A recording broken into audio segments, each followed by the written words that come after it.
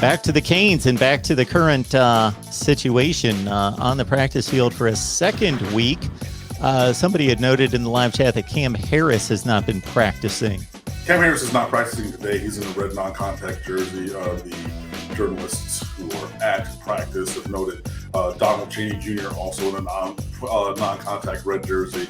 Zion Nelson is in pads but not practicing with the team. So DeLon Scaife, TJ Scaife has slid into the starting left tackle with the first team group. So it's him, Jalen Rivers, Corey Gaynor, Navon Donaldson, and Jared Williams from left to right on the offensive line today. You're going to have guys who are dinged up a little bit. You're going to have some things, it's early on in camp. I'm not really going to read too much into it. And if you got to hold somebody out now for maintenance, if you're going to hold somebody out for maintenance, I would rather be now than like week 6.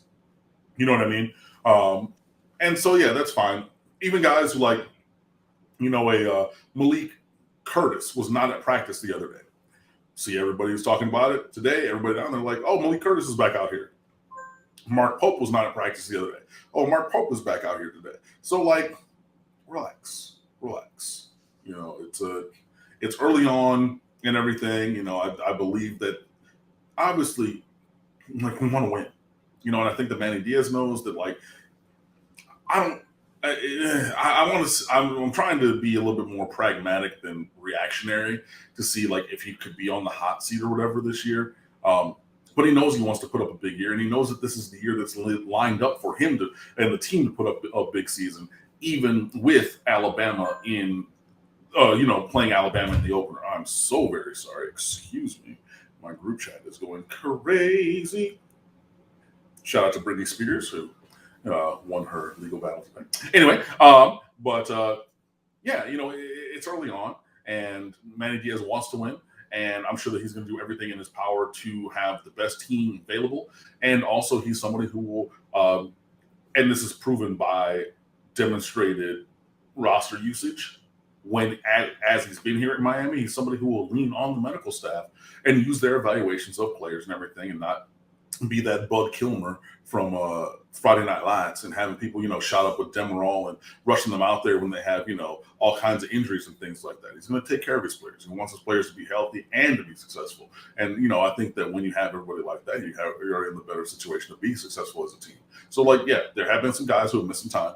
There will continue to be guys who miss some time. Some of those are planned. Some of those are, hey, football's a collision sport. You're going to get dinged up. You know what I mean? It's all right, guys. If and when a major injury happens, we're all going to hear about it. We're all going to know about it.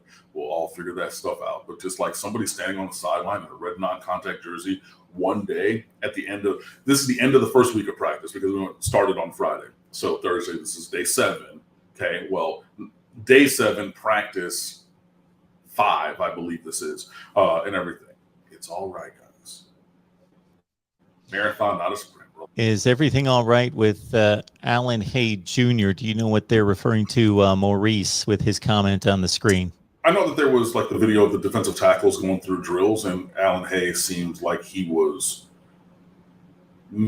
feet were maybe a little bit heavier than some of the other guys. You get a guy like Leonard Taylor who's flashing, first round potential already. Everybody around is like, whoa, this kid is. Woo, big dancing bear, he's 6'3", up to 300 something, and he's moving around, running like a wide receiver, it looks like, with his athleticism. And Alan Hay, his feet were a little bit heavier and things like that. But outside of that, nothing that I can think of, unless something happened when I was at the secret day job today and I worked 11 hours. So if I missed it, I'm sorry.